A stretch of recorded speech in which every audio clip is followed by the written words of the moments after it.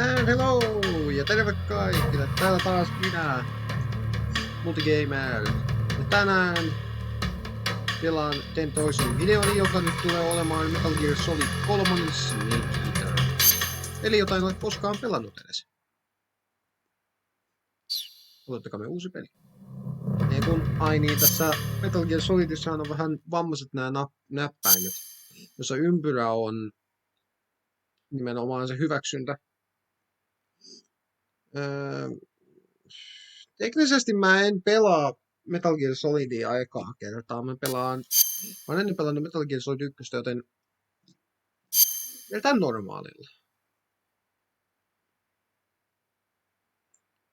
After the end of World War II, the world was split into two, East and West.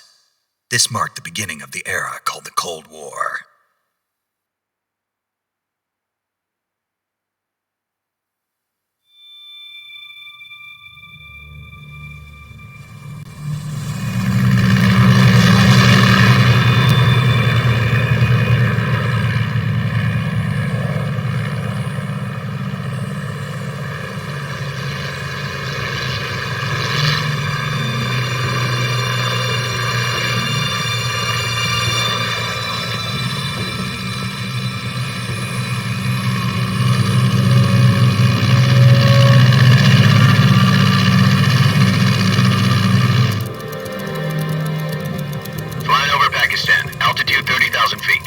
Approaching Soviet airspace. 20 minutes to drop off. Commencing internal depressurization. Equipment check. Arming parachute. All right. You ready to go? Drop zone still showing a high pressure mass. Cav okay. Good. We've got high visibility.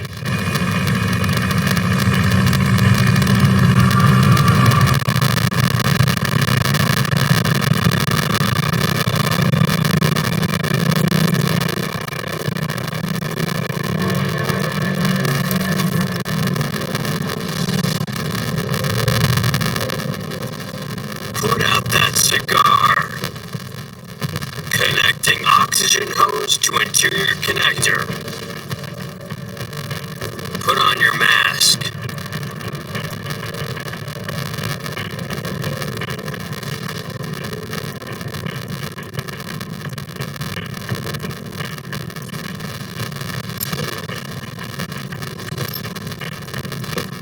Does this panty waste know what he's doing?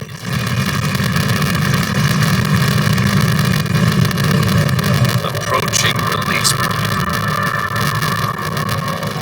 10 minutes to drop off. Hey! Are you deaf? He said put out the cigar and put on your mask.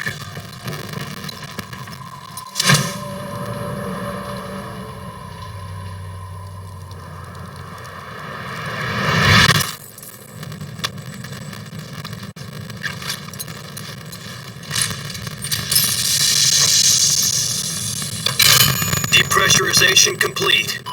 Checking oxygen supply. 6 minutes to drop off. Opening rear hatch.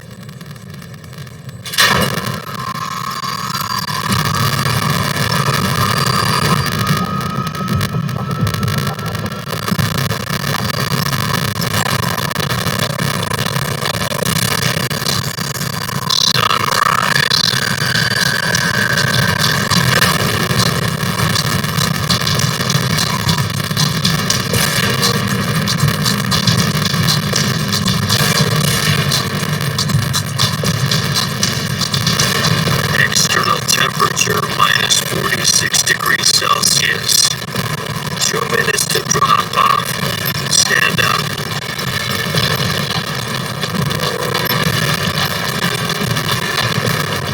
You'll be pouring at 130 miles per hour. Try not to get frostbite from the wind chill. 1 minute to drop off. Move to the rear. Activate bailout model. This is one for the history books. The world's first halo jump. 10 seconds to drop off. Stand by.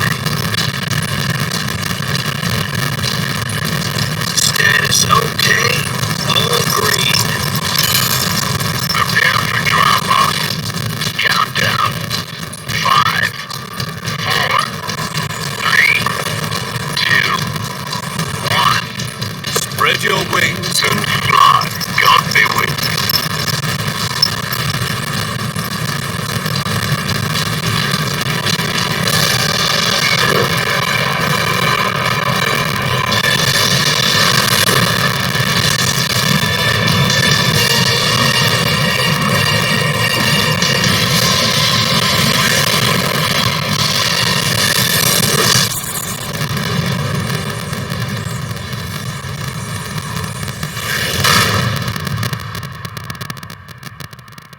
Nyt ois Nekon extra jätkä. Piti vielä niinku Jack, poukkiin I've got some important news. The head of the CIA has finally given us the green light for the Virtuous Mission. Virtual Mission? No, the Virtuous Mission. The future of our Fox unit depends on it. If it succeeds, we'll be officially organized into a unit. Virtuous Mission? Sounds like some kind of initiation ritual. Don't get cocky. This isn't a training op. Right. So what exactly is this wonderful mission? Well, about 2 years ago, a certain Soviet scientist requested asylum in the West through one of our moles. His name is Nikolai Stepanovich Sokolov. He's head of the OKB 754 Design Bureau, one of the Soviets' top-secret weapon research facilities, and the East's foremost expert on weapons development. Sokolov? Isn't he that famous rocket scientist? The very same. On April the 12th, 1961, the Soviets achieved the first manned spaceflight in history. The Earth was blue, but there was no God. Well spoken. The rocket that carried Yuri Gagarin into orbit was the A-1, known as the Vostok rocket. Sokolov is said to be the man most responsible for the multi-engine cluster used in that rocket. After Gagarin's flight, Sokolov left rocket development to become the head of the newly established Design Bureau. From a lowly technician to head of a design bureau, that's quite a success story, so why do you want to defect? It seems he'd become afraid of his own creations. Afraid? Call it a crisis of conscience. And for that, he left his country and his family behind and went over the fence? Not exactly. One of his conditions was that his family was also to be taken safely to the West. We used a mole to get the family out first and succeeded in sneaking Sokolov over the Berlin Wall shortly afterwards. I was the one who conducted the operation. The security on the eastern side was still full of holes back then. Then what? We got Sokolov over in one piece, but the whole ordeal had left him exhausted, and we checked him into a hospital in West Berlin. It took him 2 weeks and more than 600 miles to get from the research facility in the Soviet Union to Berlin. He was in no condition to say anything coherent. And it was only a week later that we had something much bigger on our hands. The Cuban Missile Crisis. October the 16th, 1962, President Kennedy received word that the Soviets were in the process of deploying intermediate-range ballistic missiles in Cuba. The President demanded that the Soviets dismantle and remove the missiles. At the same time, he announced a naval blockade to prevent further missile shipments from reaching Cuba. But the Soviets didn't back down, instead placing their armed forces on secondary alert. Soviet transport ships carrying missiles continued on course towards Cuba. US and Soviet forces went on alert for an all-out nuclear war. Frantic negotiations were conducted through the UN's Emergency Security Council and unofficial channels to end the hair-trigger standoff. Finally, on October the 28th, the Soviet Union agreed to remove its missiles from Cuba, and so the world avoided a nuclear holocaust. But in order to get the Soviets to pull their missiles out, we had to make a deal. You mean the one where the US agreed to remove its IRBMs from Turkey? No. The Jupiter IRBMs deployed in Turkey were obsolete, and we were going to get rid of them anyway. They had no strategic value whatsoever to either the US or the Russians. The Turkey deal was a ruse, a cover story that was fed to the other intelligence agencies around the world. So what did the Russians really want? Sokolov. They wanted us to return Sokolov. You mean the Soviets pulled out of Cuba just to get their hands on Sokolov? That's right. What the hell was he working on? At the time, we had no idea. We were running out of time. It was either give up Sokolov or risk full-scale nuclear war. In the end, we had no choice. President Kennedy gave in to Khrushchev's demand. The next day, I got Sokolov out of the hospital, handed him over to agents on the eastern side. Sokolov kept on screaming, "Save me," until he disappeared from my sight. Then, a month ago, we received some new information from one of our moles. About Sokolov? Yes. He was taken back to the research facility and forced to continue working on the weapon in question under KGB supervision. What's more, it's on the verge of completion. So what kind of weapon is it? Something to do with space rockets? No, missiles. Same technology.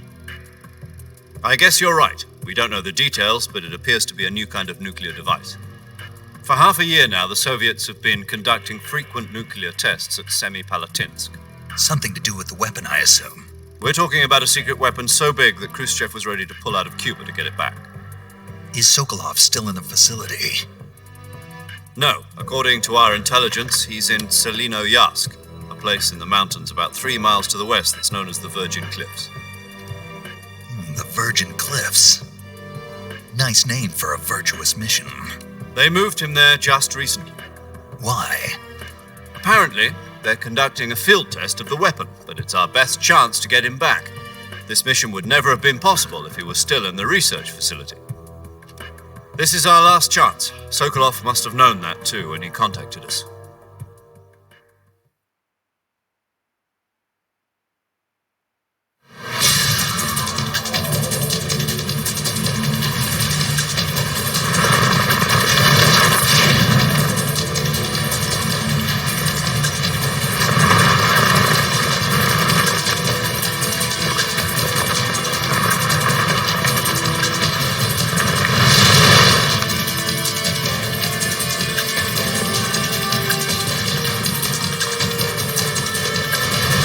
Listen up, Jack. Your mission is to infiltrate Selinoyarsk in the Soviet mountains, ensure the safety of Sokolov, and bring him back to the west.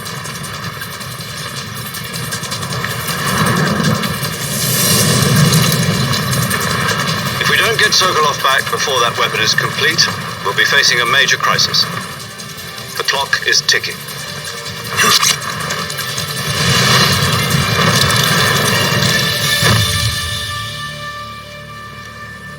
Once we've confirmed the rescue of Sokolov, stand by at the recovery point. A recovery balloon will be dropped at that point. Helium will be pumped into the balloon to inflate it. The process takes about 20 minutes. Once it's complete, the gunship's arm will latch onto the balloon and pull it up. The Fulton surface-to-air recovery system. I'm familiar with the theory. Take it easy. It's been combat-proof. Do you think Sokolov is up to it? The shock will be less than during a parachute jump, and the arm can handle up to 500 pounds. So you're planning on going over the border in a single combat talon? She's equipped with 2 6-barrel 20mm Vulcan cannons, as well as 2 40mm machine guns. Sounds like she could hold her own against a battalion of tanks. Even with the fuel in the reserve tank, we're facing a 4-hour time limit. If all goes well, it shouldn't take more than a few hours. Home in time for dinner. But if anything goes wrong, You'll be eating dinner, breakfast, and all the rest of your meals in the jungle.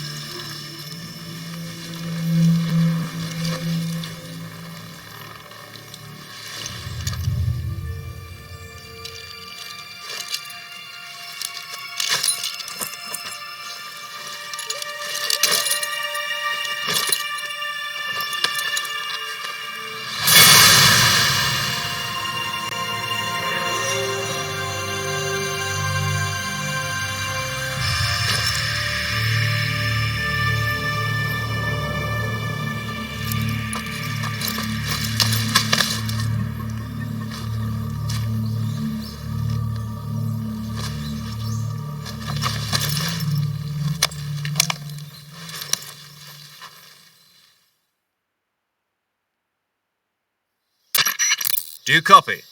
You're already in enemy territory, and somebody might be listening in. From here on out, we'll be using code names to refer to each other. Your code name for this mission will be Naked Snake. I'll be referring to you as Snake from now on. You're not to mention your real name. Snake? What, you don't like snakes? What do you mean? You've eaten one before, haven't you?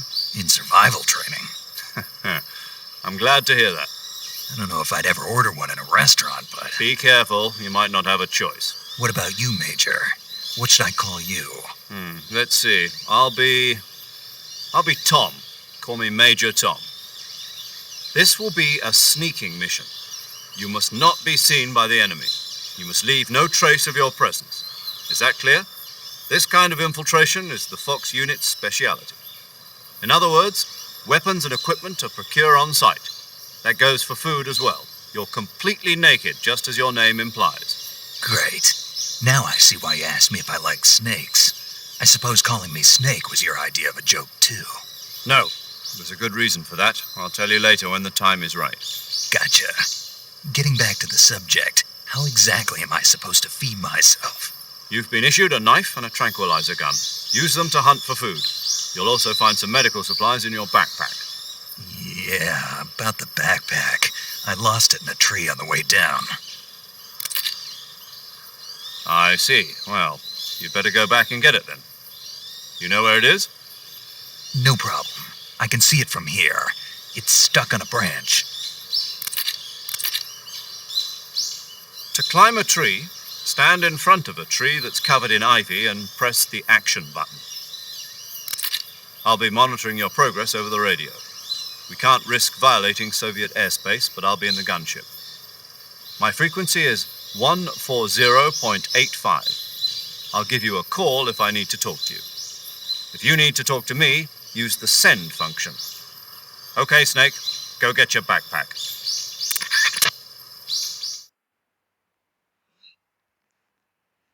Okei, eli nyt alkaa tää varsinainen peli. Tää nyt nappeja vähän muistella. Okei, tosta mennään noin. Kyykkyyn ja ylös.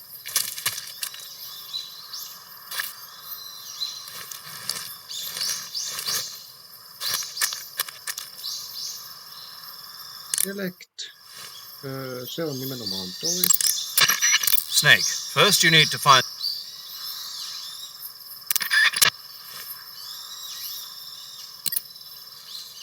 Okei. Entäs sitten... Okei, nuoren näppäimet toimii sneakkinä ja tabi toimii juoksuna. Okei. Ja...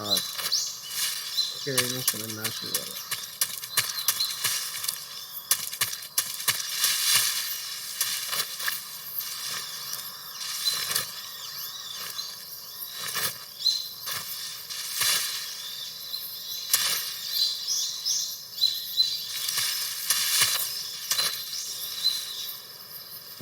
First person camera. Ja tosta saa... Tuolta saa... Knife, emergency mace. Granatan.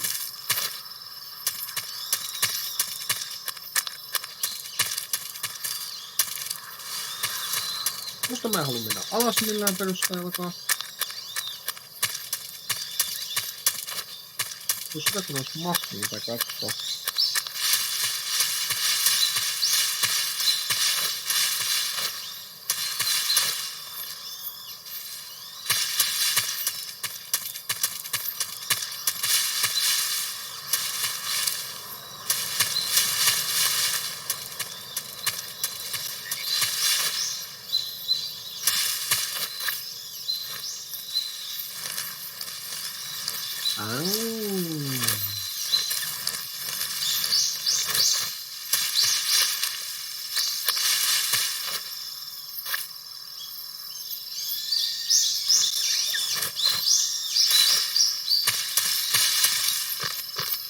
Eli kolmio on action mappi. Asia selvä.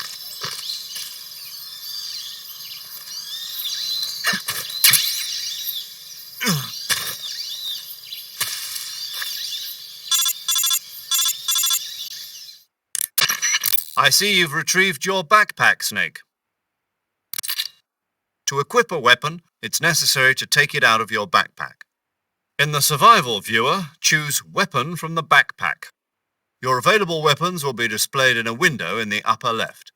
From that list, choose the weapon you want to equip and press the Enter button. For other equipped items, just do the same thing from Item. Got it. Use the survival viewer backpack. Yep, that's right. Survival is fundamental to this mission. After you've been out in the field for a while, your stamina will start to drop. If your stamina gets too low, it'll affect your performance. You won't be able to shoot accurately, for example, and your wounds won't heal as smoothly. Keep an eye on your stamina so you don't run out. To recover lost stamina, you can hunt for local flora and fauna. You can use either your tranquilizer gun or your knife to hunt. My only weapon is a Mark 22 Hush Puppy tranquilizer gun? That's right. It's been fitted with its own suppressor. However, the suppressor will deteriorate every time you fire. Once its durability reaches 0, the noise suppression effect will be gone. So don't get too trigger-happy with it. The suppressor's durability is shown in the icon. Any weapons and equipment beyond what you're carrying now, you'll have to find as you go. I have to find my own weapons and equipment? Whose crazy idea was this anyway? Solo covert actions are standard Fox operating procedure. You can't leave any traces of your presence. No weapons, equipment, footprints, sweat, or bodily wastes. The same goes for bullets and cartridges, too. Your presence in enemy territory is already a violation of international conventions of warfare. There aren't supposed to be any American soldiers in Russia. It could spark an international incident.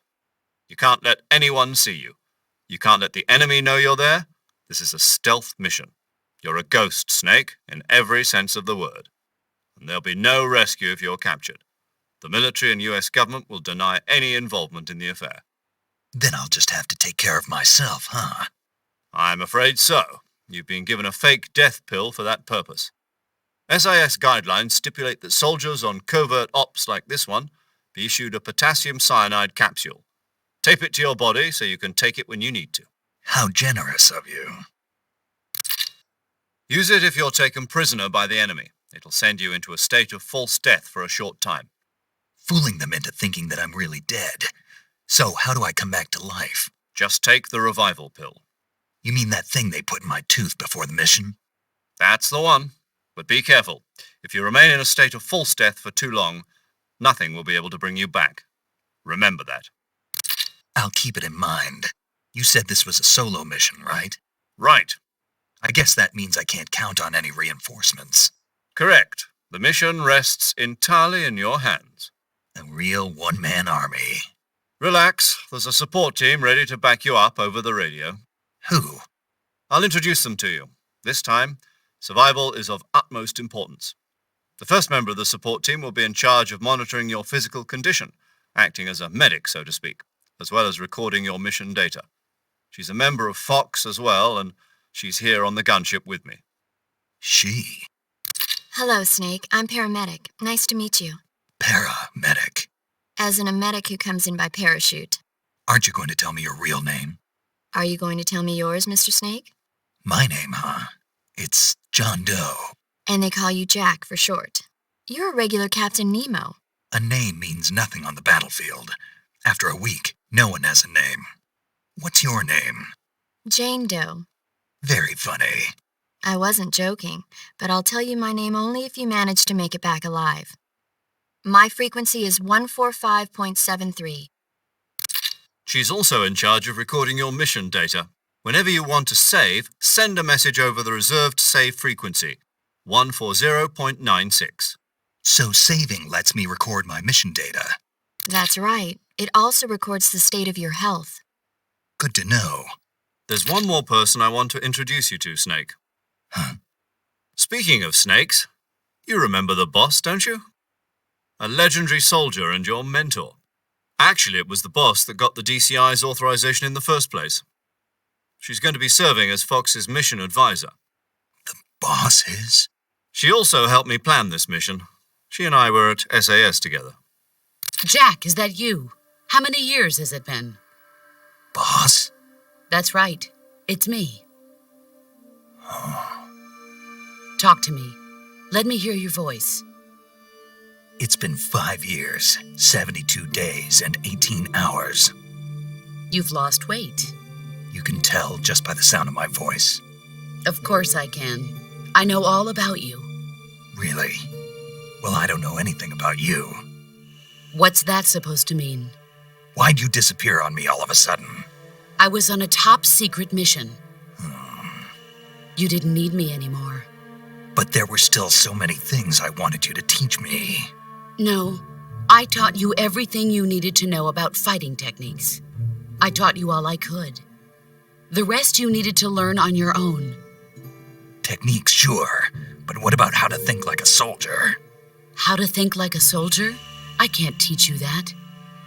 A soldier needs to be strong in spirit, body, and technique. And the only thing you can learn from someone else is technique. In fact, technique doesn't even matter. What's most important is spirit. Spirit and body are like two sides of a single coin. They're the same thing. I can't teach you how to think. You'll just have to figure it out for yourself. Listen to me, Jack. Just because soldiers are on the same side right now doesn't mean they always will be. Having personal feelings about your comrades is one of the worst sins you can commit. Politics determine who you face on the battlefield. And politics are a living thing. They change along with the times. Yesterday's good might be tomorrow's evil. Is that why you abandoned me? No, it had nothing to do with you. I already told you, Jack. I was on a top-secret mission. A soldier has to follow whatever orders he's given. It's not his place to question why. But you're looking for a reason to fight. You're a natural-born fighter, but you're not quite a soldier. A soldier is a political tool, nothing more. That's doubly true if he's a career soldier. Right and wrong have no place in his mission. He has no enemies and no friends. Only the mission. You follow the orders you're given. That's what being a soldier is. I do whatever I have to get the job done. I don't think about politics. That's not the same thing. Sooner or later, your conscience is going to bother you. In the end, you have to choose whether you're going to live as a soldier or just another man with a gun. There's a saying in the Orient, loyalty to the end. Do you know what it means? Being patriotic. It means devoting yourself to your country. I follow the president and the top brass. I'm ready to die for them if necessary. The president and the top brass won't be there forever. Once their terms are up, others will take their place. I follow the will of the leader, no matter who's in charge. People aren't the ones who dictate the missions. Then who does? The times. People's values change over time, and so do the leaders of a country. So there's no such thing as an enemy in absolute terms. The enemies we fight are only enemies in relative terms, constantly changing with the times. As long as we have loyalty to the end, there's no point in believing in anything, even in those we love. And that's the way a soldier's supposed to think? The only thing we can believe in with absolute certainty is the mission, Jack. All right, but do me a favor. What is it? Call me Snake. Snake. Oh, right. Your code name is Snake. It suits you well. That's right. The legendary unit that the boss put together during World War II was a snake. The Cobra unit, a group of heroes that brought the war to an end and saved the world. As long as you've got a legendary hero backing you up, you'll be fine. Isn't that right, Snake? Yeah, I can't think of anyone else I'd rather have with me. Oh, and one more thing, boss. Yes? It's good to hear your voice again. Same here. After all, who knows if either of us will make it out alive? Snake, you are always best at urban warfare and infiltrating buildings. But this is the jungle. Survival is going to be key. Those CQC techniques I taught you are sure to come in handy. CQC? Close quarters combat, huh? I've been in the Green Berets for the past few years. I'm probably pretty rusty. Not to worry. I'll be here to help you remember. After all, this is your first actual survival mission. I'll be supporting you over the radio. Where are you, boss? Next to the major? The boss is communicating with us by radio from aboard a Permit-class submarine in the Arctic Ocean. My frequency is 141.80. Call me if you need my advice on battle techniques. Gotcha. Your mission is to retrieve Dr. Sokolov. Dr. Sokolov is being held in an abandoned factory located to the north of your current position. Avoid heavy combat and don't let anyone see you. Don't forget that this is a stealth mission.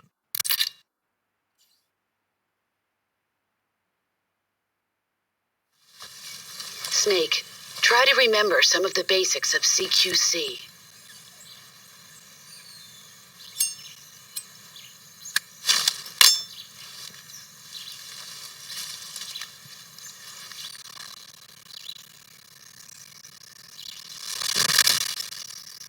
Commencing Virtuous Mission now.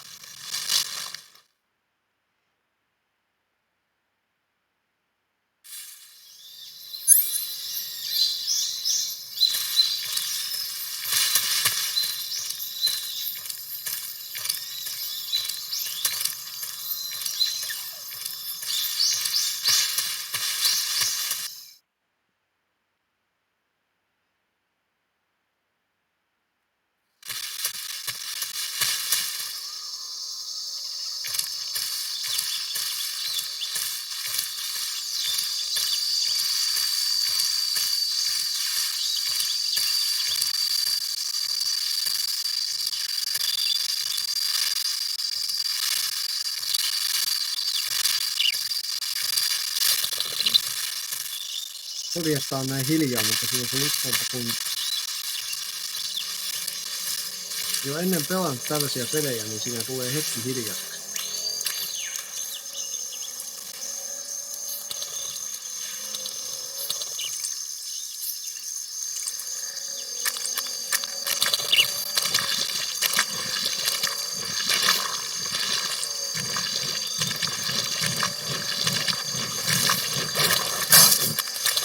Scheisse. Perkele huomasin vasta.